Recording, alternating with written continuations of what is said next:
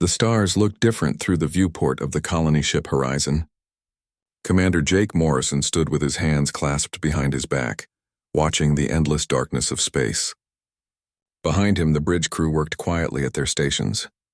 They were 3 months into their journey to New Haven, a planet that promised humanity a fresh start among the stars. Amy Chen sat at the tactical station, her fingers dancing across the holographic displays. She had been monitoring long-range sensors for the past 6 hours and her eyes were starting to hurt.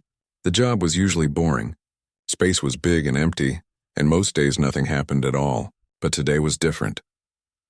"Commander, I'm picking up something strange," Amy said, her voice cutting through the quiet hum of the bridge. "Multiple contacts bearing 270. They just appeared on sensors." Jake walked over to her station and looked at the display. 7 ships, each one larger than the horizon, had dropped out of faster-than-light travel directly in their path. The vessels had a design unlike anything in human records. Sharp angles, dark metal, and what looked like weapon ports along their hulls. "How did they know we'd be here?" Jake asked. "They must have been tracking us," Amy replied. "These readings suggest they've been following our path for days." The communications console beeped. Lieutenant Kate Robinson looked up from her station, her face pale. "Sir, we're being hailed. Audio and visual. Put it through," Jake said. The main screen flickered and an alien face appeared. The creature had 4 eyes arranged in a diamond pattern on its angular head. Its skin was a deep purple and its mouth had too many teeth. When it spoke, the words came through a translation device that made its voice sound mechanical. "I am General Vexthor of the Krillian Empire. You have entered claimed space. Your vessel will submit to inspection and surrender. Any resistance will be met with immediate destruction." Jake took a deep breath. Humanity had always wondered when they would meet alien life. He had hoped the first contact would be more friendly. "I am Commander Jake Morrison of Earth. We are on a peaceful colonization mission. We had no knowledge of your claim to this region of space." Vexthor's 4 eyes blinked in sequence. "Your ignorance is not an excuse. You will power down your weapons and prepare to be boarded. You have 10 of your minutes to comply." The screen went dark. The bridge fell silent.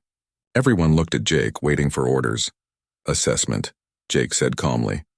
Amy worked her console quickly. "They outgun us significantly. Each of their ships carries more firepower than our entire escort fleet. If this turns into a straight fight, we'll lose in under 3 minutes." "What about running?" Jake asked. "They're faster than us," Amy replied. "We can't outrun them and we can't fight them. Not in a conventional battle." Jake walked back to the viewport and stared at the alien ships. They hung in space like predators waiting to strike. His mind raced through options, discarding each one as quickly as it came. Then he remembered something from his military academy days. A quote from an ancient Earth general: "If you can't win by the rules, change the rules." "Get me Captain Ben Harper," Jake said. "And pull up everything we have on military history. Focus on asymmetric warfare." Ben Harper arrived on the bridge 5 minutes later. He was a big man with a square jaw and scarred knuckles. He led the Marine detachment assigned to protect the colonists. "You needed me, sir?" "How many Marines do we have combat ready?" Jake asked. 200, give or take. "Why?" "Because we're about to fight a battle we can't win," Jake said. "Unless we fight it our way." Amy had pulled up the files Jake requested. Historical records of guerrilla warfare, insurgency tactics, and unconventional combat filled her screens. Wars from Earth's bloody past. Conflicts where smaller forces defeated larger ones through creativity and determination. "What are you thinking?" Ben asked. "These aliens gave us an ultimatum," Jake said. "They expect us to either surrender or fight them head-on. But look at their formation. It's perfect, textbook.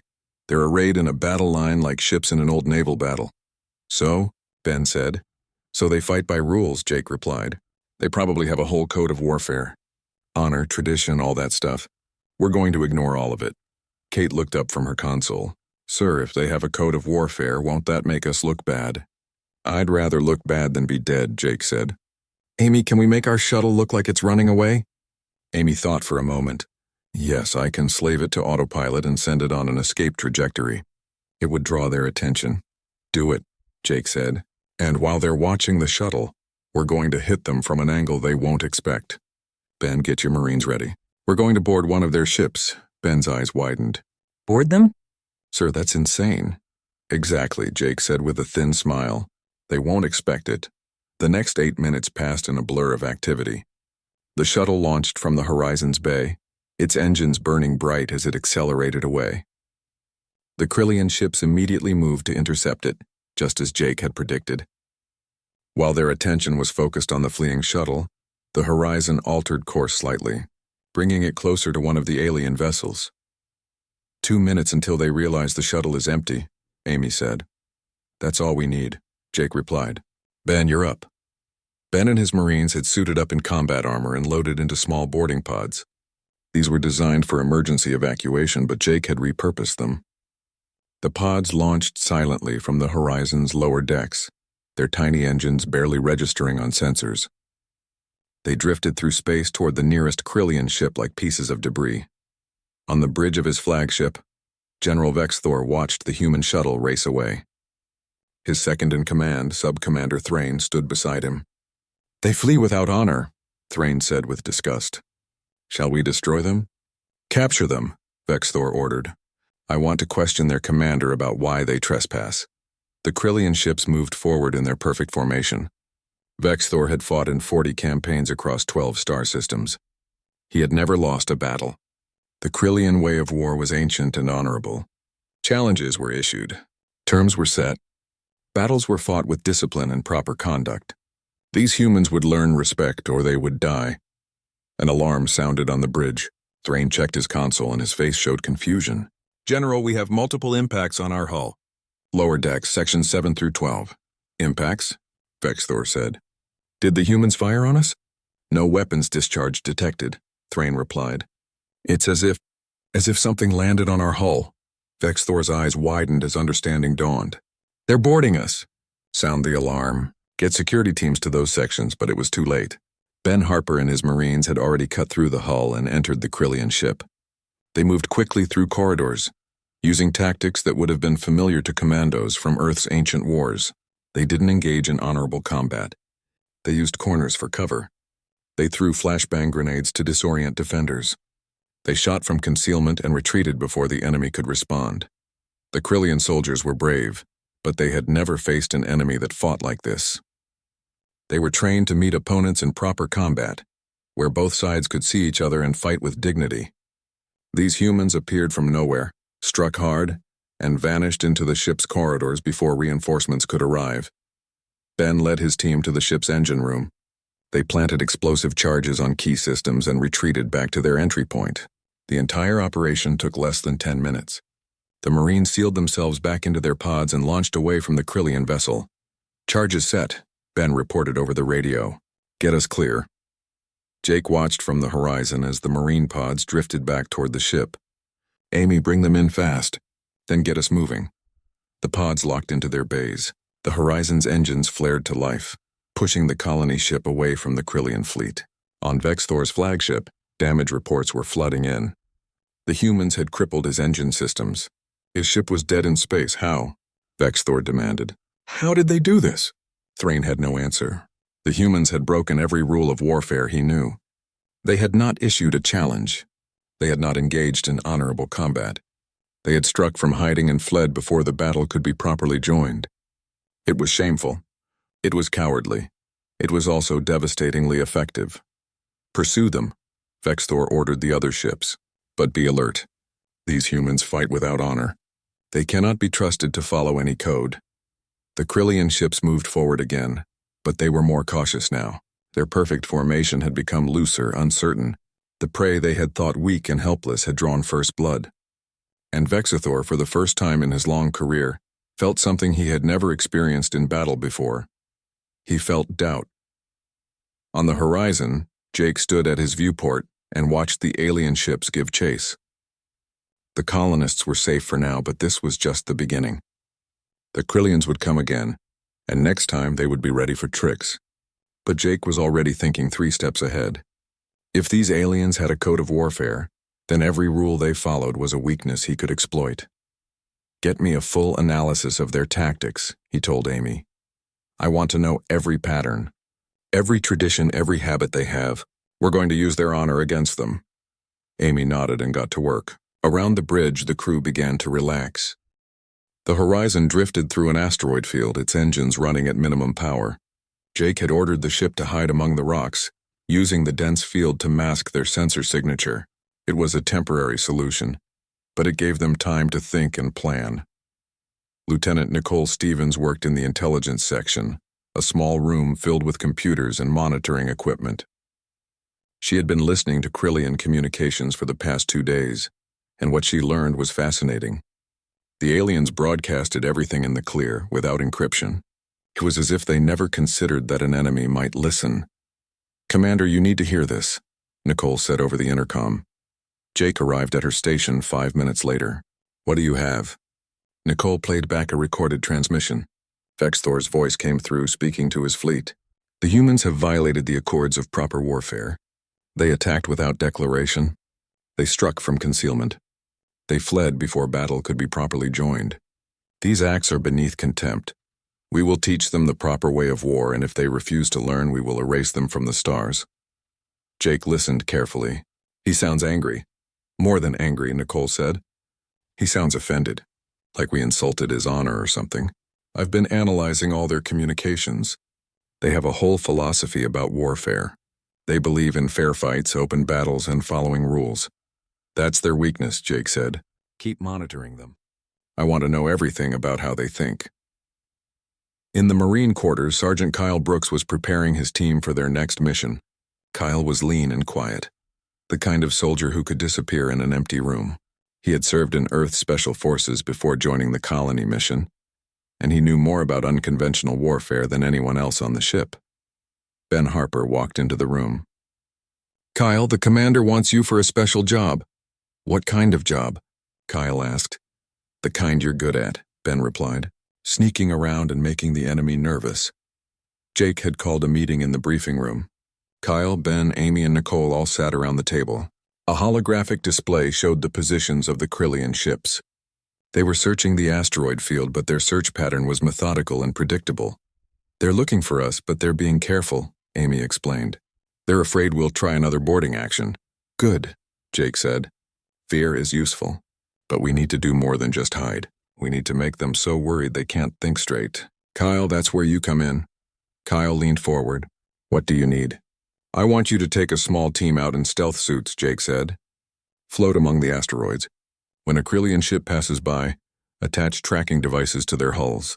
Don't engage, don't get caught. Just tag them and get back." "Why track them if we already know where they are?" Kyle asked. "Because I want them to find the devices," Jake said. "I want them to know we can touch their ships whenever we want." "It'll make them paranoid," Kyle smiled. "Psychological warfare. I like it." That night, Kyle and 6 other Marines suited up in black stealth armor. They launched from the horizon in near silence, using small maneuvering jets to drift through the asteroid field. The Krillian ships moved through the rocks like hunters, their searchlights cutting through the darkness. Kyle watched one of the alien vessels pass within 100 meters of his position. He activated his suit's thrusters and drifted toward it, moving slowly to avoid detection. His team followed, spreading out to cover different sections of the hull. The tracking device was small, barely larger than his thumb. Kyle pressed it against the Krillian ship's hull and felt it attach magnetically. The device would broadcast a weak signal, just enough for the aliens to detect if they looked carefully. But it would take them time to find it, time spent worrying about what else the humans might have attached to their ships. Kyle and his team tagged 4 different vessels before retreating to the horizon. The entire operation took 3 hours. When they returned, Jake was waiting in the hangar bay. "How did it go?" Jake asked. "Like putting bells on sleeping cats," Kyle replied. "They never knew we were there." The next morning, Vexthor received a report that made his blood run cold. Human tracking devices had been found on 4 of his ships. The devices were simple, crude even, but the implications were terrifying. The humans had approached his vessels without being detected. They could have planted bombs instead of trackers. His entire fleet could have been destroyed while he slept. How did they do this? Vexthor demanded. Thrain examined the report. They must have used some kind of stealth technology. Our sensors showed nothing. Then our sensors are inadequate, Vexthor said. Double the watch. Crews will sleep in shifts. Every ship will maintain full alert status at all times.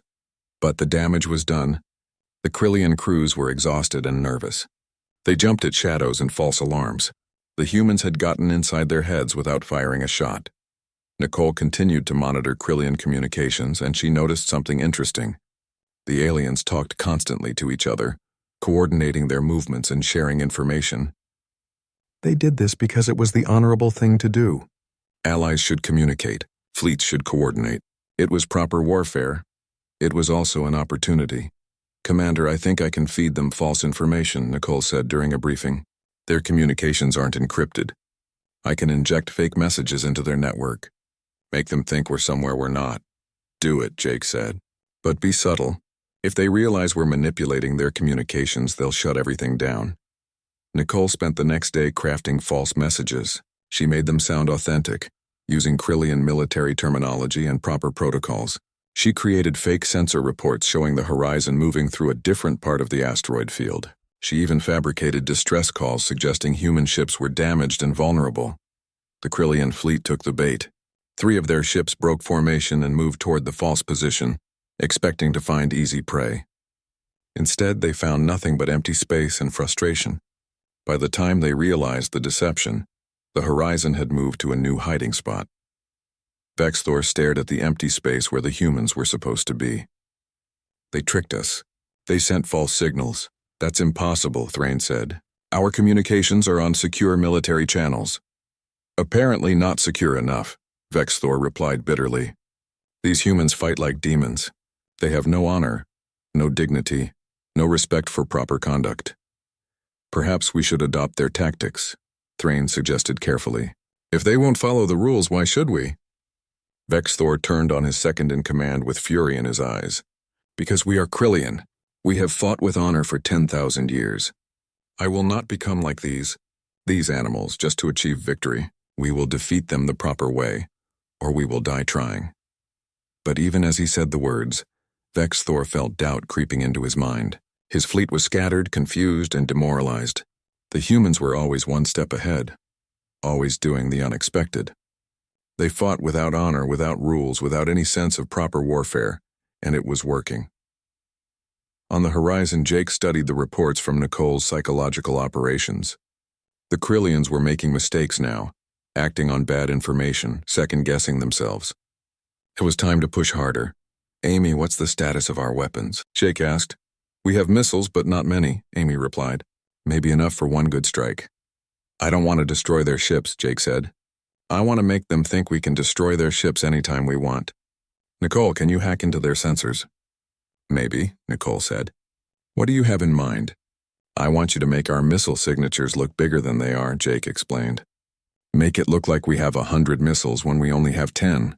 Make them think we've been holding back, waiting for the right moment. Nicole's fingers flew across her keyboard. I can do that, but it won't fool them for long. It doesn't need to, Jake said. It just needs to fool them long enough. That night, the horizon emerged from the asteroid field with all weapons armed.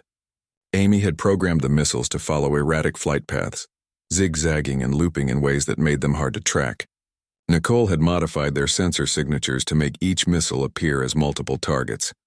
When the missiles launched, Krillian sensors showed a massive attack, hundreds of incoming warheads all converging on the fleet. It looked like certain death. Evasive maneuvers, Vexthor shouted. All ships scatter.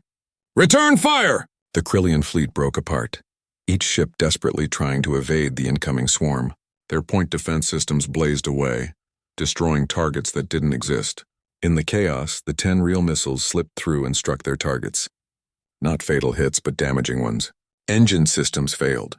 Weapon ports went dark. Communication arrays exploded. By the time the Krillians realized they had been tricked again, the horizon was gone, vanished back into the asteroid field. Vexthor sat in his command chair, surrounded by damage reports and casualty figures. His perfect fleet was becoming a wreck, one piece at a time. They have no honor, Thrain said quietly. No, Vexthor agreed. They have something more dangerous. They have creativity. They don't follow rules because they don't believe in rules. Every battle is a new puzzle for them to solve, and they solve it with whatever works. How do we fight an enemy like that? Thrain asked. The colony ship Horizon had found a temporary home inside a large hollow asteroid. The engineering teams had been working for days to turn the rocky cave into a defensive position. Captain Lisa Martinez directed the operation, her voice calm despite the exhaustion showing on her face. "Weld those support beams there," Lisa called out to her team. "We need this entrance reinforced before they find us." Jake watched the work from a makeshift command center deeper inside the asteroid.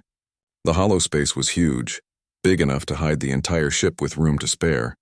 But hiding could only work for so long.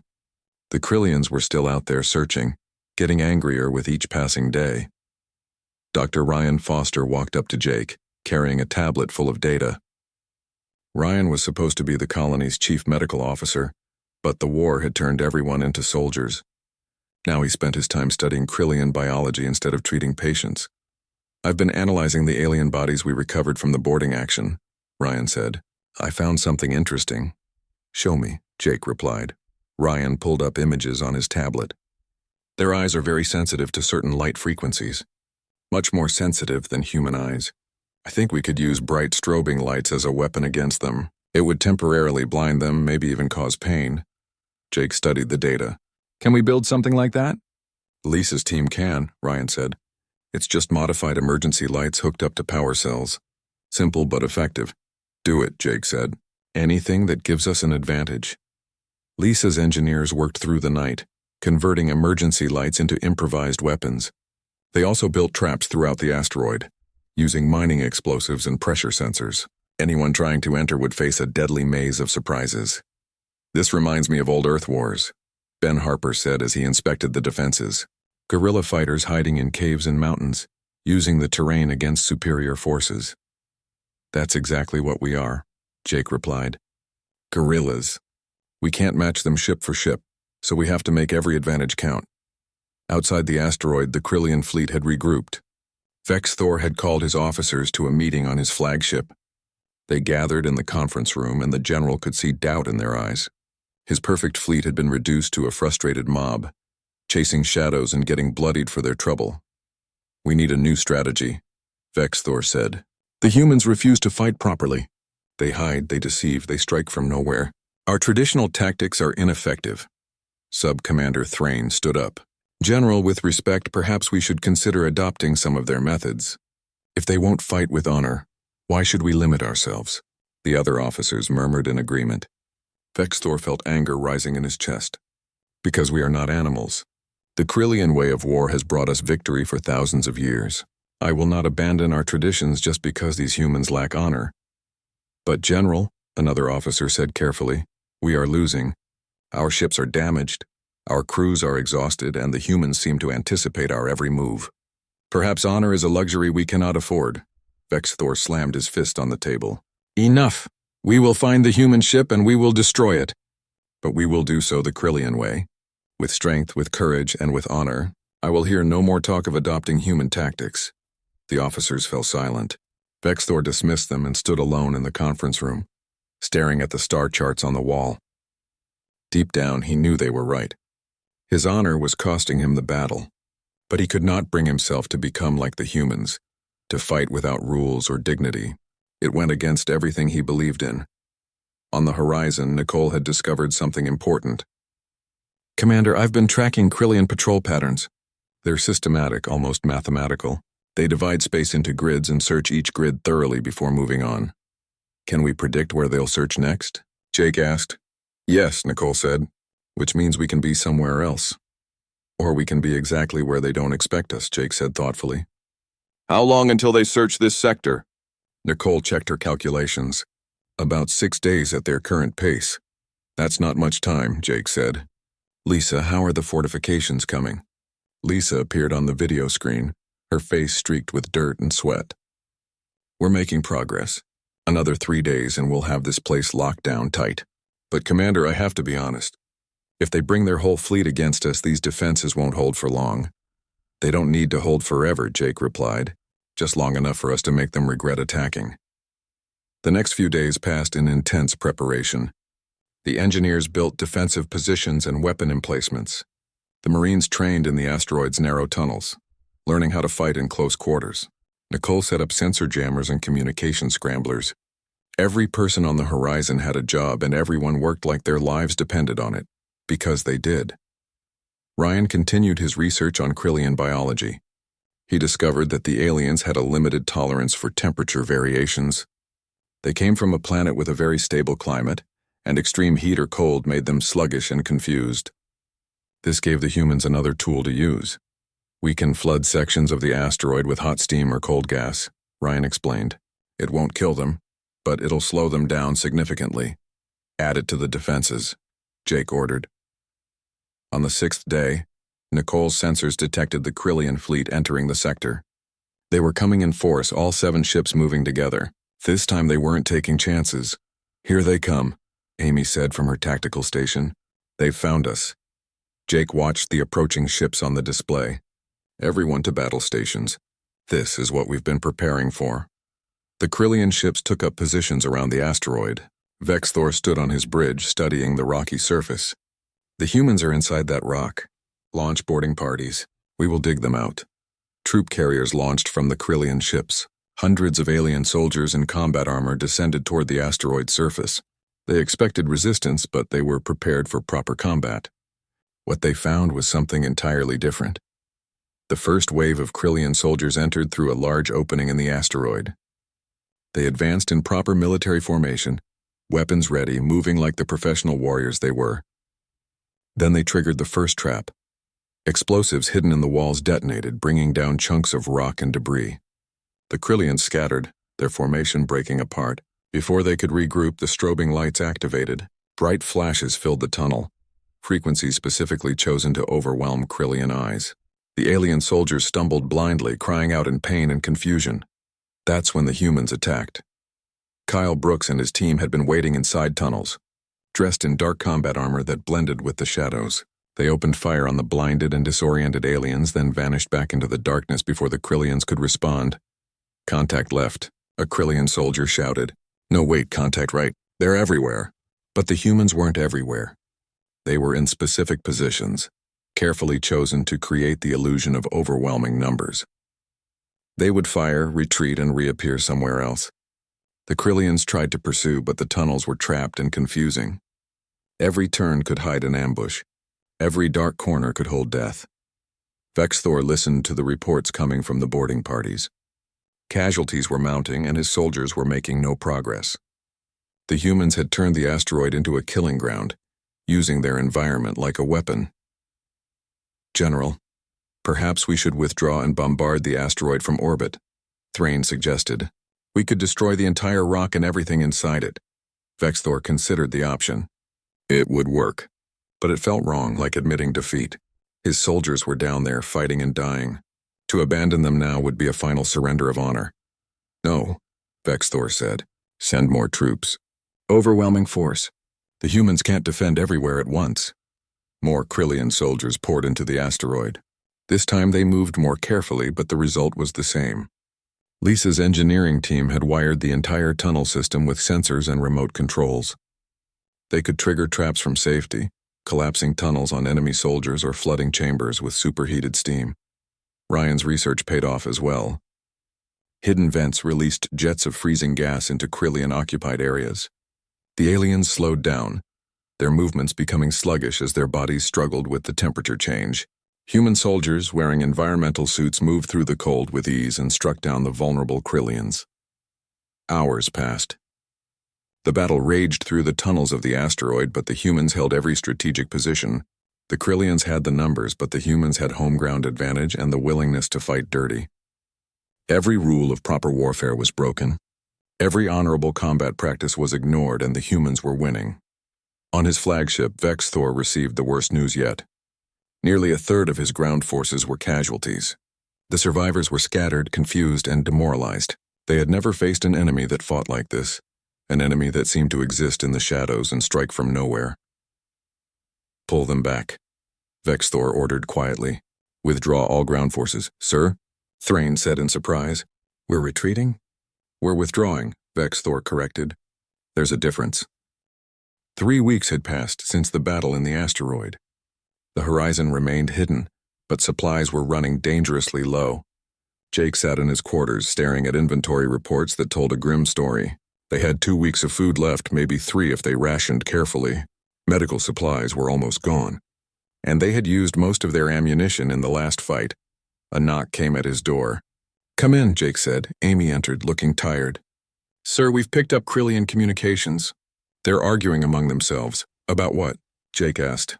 "About General Vexthor," Amy replied. "Some of his officers are questioning his leadership. They think he's too focused on honor and tradition. They want to fight us the way we fight them." Jake felt a chill run down his spine. "If they start using our tactics against us, we'll lose our advantage." "Exactly," Amy said. "We need to do something before they adapt." That afternoon, Jake called a meeting with his senior officers. Everyone looked exhausted. The stress of constant vigilance was wearing them down. They needed a way to end this conflict, and they needed it soon. "We can't keep hiding forever," Ben Harper said. "Eventually they'll find us or we'll run out of supplies." "What if we offer to surrender?" Lisa suggested. Everyone turned to look at her. "Hear me out.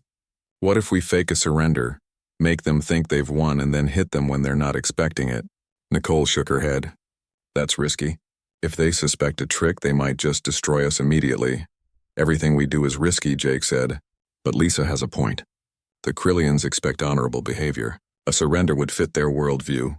They'd want to accept it properly, with ceremony and dignity. "And that's when we strike," Kyle said with a grim smile.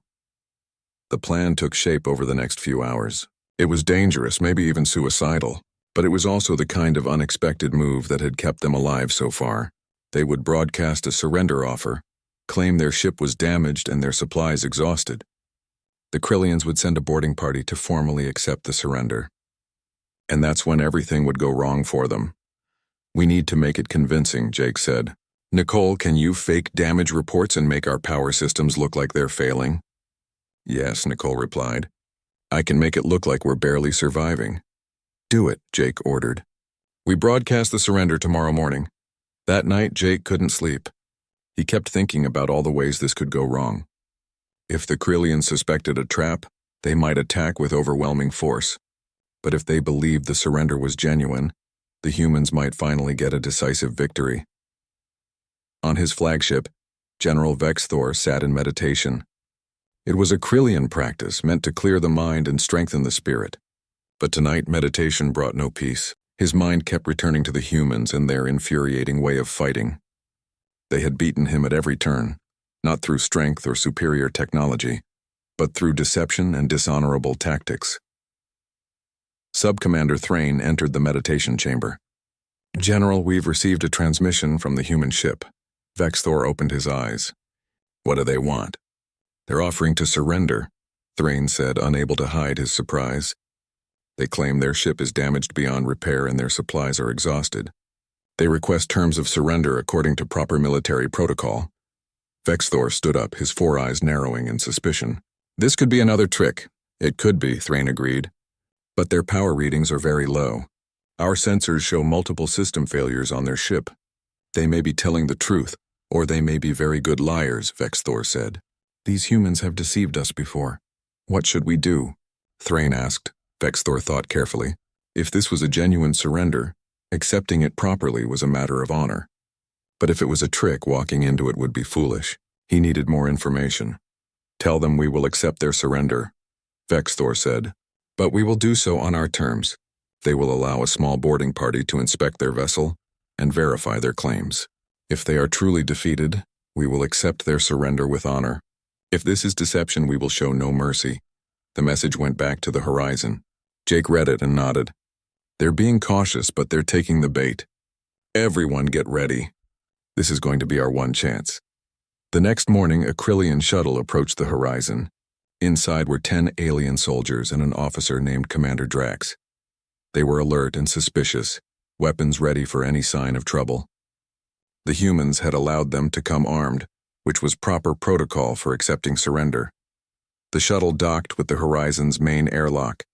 Commander Drax and his team entered the ship carefully, scanning every corridor and room they passed. The ship looked damaged. Lights flickered.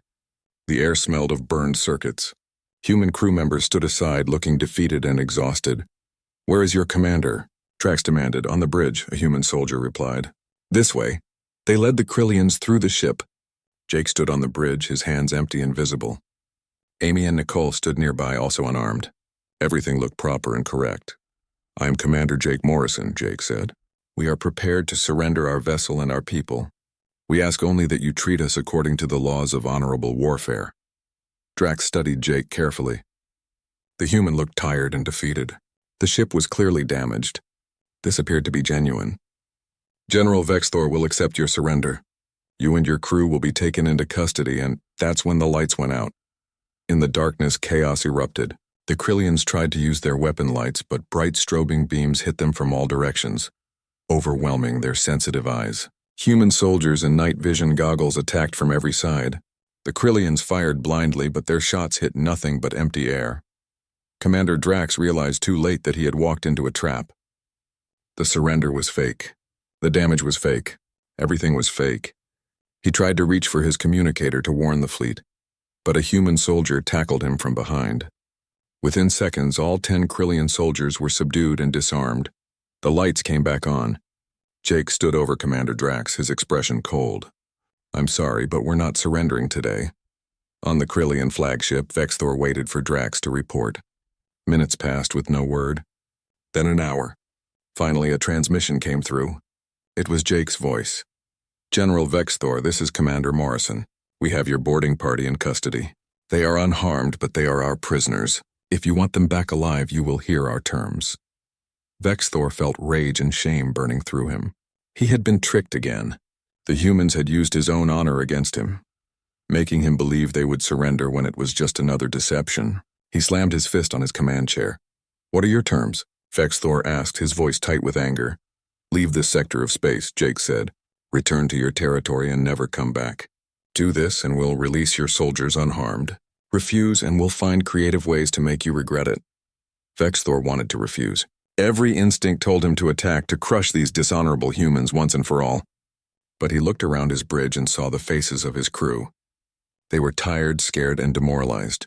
The humans had broken them, not through superior firepower, but through constant psychological pressure. "I need time to consider," Vexthor said. "You have 6 hours," Jake replied. The transmission ended. Thrain approached Vexthor carefully. "General, what will you do?" "I don't know," Vexthor admitted. It was the first time he had ever said those words in his 40 campaigns. "These humans have defeated me at every turn. They fight without honor, without rules, without any sense of proper conduct. And it works. My fleet is damaged, my soldiers are frightened, and my reputation is destroyed. Perhaps we should contact High Command," Thrain suggested. "Request reinforcements." "And tell them what?" Vexthor asked bitterly. "That I was beaten by a single colony ship. That humans tricked me again and again. No, this is my failure. I must find a way to fix it." But deep down, Vexthor knew the truth. He couldn't fix this. The humans had exposed a fundamental weakness in Krillian warfare. Their honor and tradition made them predictable. Their rules gave enemies tools to exploit them.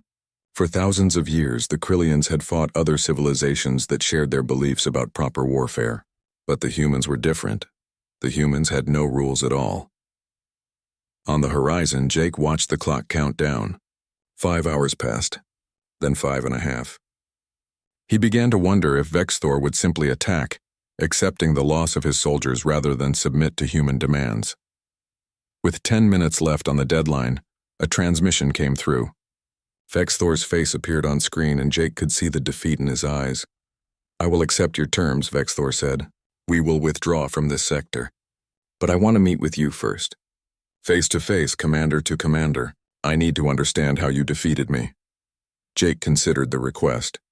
It could be a trap, but something in Vexthor's voice told him it wasn't. The alien general sounded genuinely lost, searching for answers. "All right," Jake agreed. "Tomorrow in neutral space. You and me, no weapons, no tricks." "Agreed," Vexthor said. "And Commander Morrison, I must say this. You are the most dishonorable enemy I have ever faced, but you are also the most effective. I do not know if I should hate you or respect you." "Maybe both," Jake replied. The meeting place was a small, empty region of space between 2 dead planets. Jake stood in the shuttle bay of the horizon, checking his equipment one last time. He wore no weapons, just a simple flight suit and a communicator. Ben Harper stood beside him, looking worried. "Sir, this could still be a trap," Ben said. "The Krillians could grab you and use you as leverage." "I don't think so," Jake replied. Vexthor sounded defeated, not aggressive. He genuinely wants to understand what happened to him. And if you're wrong, Ben asked. Then you'll have to lead these people to safety without me, Jake said.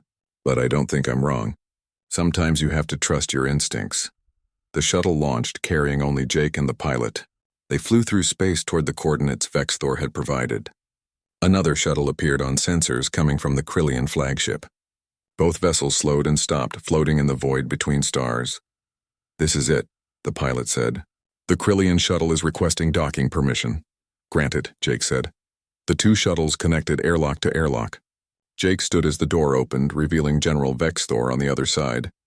The alien general looked older somehow, as if the past few weeks had aged him years. His four eyes studied Jake with a mixture of curiosity and resignation. Commander Morrison, Vexthor said. Thank you for meeting with me. General Vexthor, Jake replied. Thank you for honoring our agreement. They moved to the shuttle's small passenger compartment. There was barely enough room for both of them, but it felt appropriate somehow. Two commanders face to face with nowhere to hide. Vexthor sat down heavily. I have fought in 40 campaigns across 12 star systems. I have defeated enemies that outnumbered me 10-1. I have never lost a battle until I met your people. You haven't lost, Jake said carefully. You're withdrawing, but that's different from defeat. Do not patronize me, Vexthor said, but there was no anger in his voice. I know defeat when I experience it. You outmaneuvered me, outthought me, and made a fool of me at every turn. I need to understand why are humans so different from every other species we have encountered? Jake leaned back and thought about how to explain. How long has your civilization been unified? He asked. Over 10,000 years, Vexthor replied. We achieved global unity early in our history. One government, one people, one set of laws. Humanity has never been unified, Jake said. For our entire history, we've been divided into nations, tribes, and factions. We've fought each other constantly. Thousands of wars, millions of battles, countless ways of killing each other. Vexthor's eyes widened. You fought your own kind? For thousands of years? Still do sometimes, Jake admitted. We have a saying on Earth. Humanity's greatest talent is finding new ways to kill other humans. Every war taught us something. Every defeat made us smarter. Every victory made our enemies more desperate and creative. But surely you developed codes of warfare, Vexthor said. Rules to prevent total barbarism? We tried, Jake said. We made rules about treating prisoners, about protecting civilians, about what weapons were too horrible to use. But desperate people break rules, and in war everyone eventually becomes desperate. Vexthor sat in silence, absorbing this information. So you fight without honor because you never learned honor? No, Jake said firmly. We fight without your kind of honor because we learned that honor gets you killed. We have honor, General, but our honor is about protecting our people, completing our mission and surviving against impossible odds. If that means lying, hiding, and striking from the shadows, then that's what we do. It sounds like chaos, Vexthor said. It is chaos, Jake agreed, but it's also effective. Your people fight in formations and follow rules because that's how you've always done it. It works when everyone else fights the same way. But we've never had the luxury of predictable enemies. Vexthor stood and walked to the viewport, staring out at the stars. Do you know what the Krillian Empire is built on? Honor, tradition, and the belief that there is a right way to do things. Our military codes are 10,000 years old. They have brought us victory after victory, until now, Jake said quietly. Until now, Vexthor agreed. You have shown me that our traditions are also our weakness. Any enemy who refuses to follow our rules can exploit our predictability. I reported this to my high command. Do you know what they said? What? Jake asked. They said I should learn from this experience, Vexthor replied. They want me to study human warfare and adapt our tactics. They see you not as dishonorable enemies, but as teachers. Jake blinked in surprise. Teachers? Vexthor turned to face him. The galaxy is a dangerous place, Commander. There are species out there far more hostile than the Krillian Empire. The Harkos Swarm, which fights with overwhelming numbers.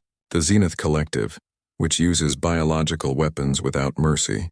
The Void Shadows, which we know almost nothing about except that they destroy entire planets.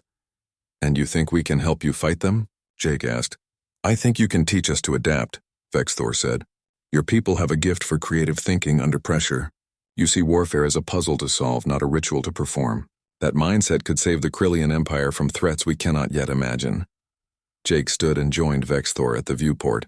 What exactly are you proposing? An alliance, Vexthor said. The Krillian Empire offers humanity friendship instead of conquest. We will help you establish your colony on New Haven. We will share our technology. In return, you will share your tactical knowledge. You will teach our military commanders to think like humans. That's a big change from trying to kill us, Jake observed. Yes, Vexthor agreed. But I have learned that change is necessary for survival. If I had not been willing to change, your people would have destroyed my fleet eventually. You were winning, Commander Morrison. Not because you had better ships or more soldiers, but because you were willing to do whatever it took to survive. Jake thought about the offer. It was tempting. The Krillians had advanced technology that could help humanity expand into space, and having powerful allies would make the galaxy a less dangerous place for human colonies. But there was a concern. If we teach you our tactics, won't that make you more dangerous?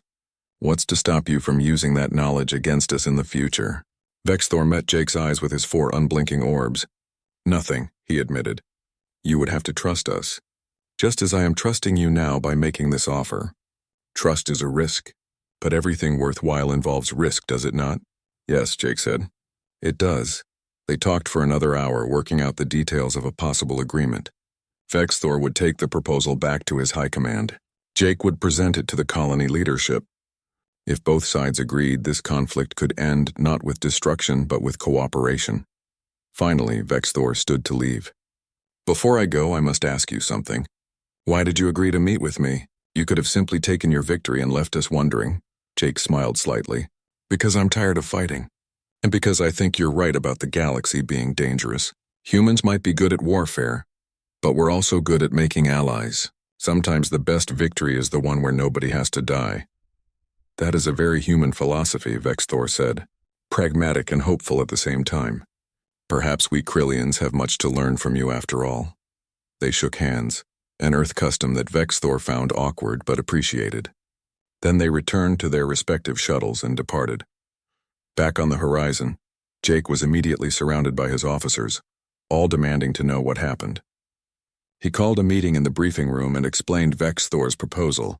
Can we trust them? Ben asked skeptically. I don't know, Jake admitted, but I think we have to try. If we keep fighting, we might win eventually, but we'll lose people in the process. And even if we survive, we'll still be alone out here with no friends and no support. An alliance could change everything, Lisa said thoughtfully. With Krillian technology, we could build a real colony, maybe even more than one. And if they betray us, Amy asked, then we'll deal with it the same way we dealt with this conflict, Jake said. By adapting, improvising, and doing whatever it takes to survive. That's what humans do best. The vote was unanimous. They would accept the alliance offer, pending approval from Earth and Krillian High Command. Messages were sent across light years, carrying news of the unlikely partnership between 2 very different civilizations. 3 weeks later, the colony ship Horizon entered orbit around New Haven. Krillian vessels stood guard nearby, protecting the vulnerable colonists as they began the process of building their new home. General Vexthor visited the planet's surface and watched humans and Krillians working side by side. This is strange, Thrain said, standing beside his general. A month ago we were trying to destroy them. Now we are helping them build homes. War makes enemies, Vexthor replied, but peace makes allies, and sometimes enemies teach us more than friends ever could. Jake stood on a hillside overlooking the construction site. The colony was taking shape.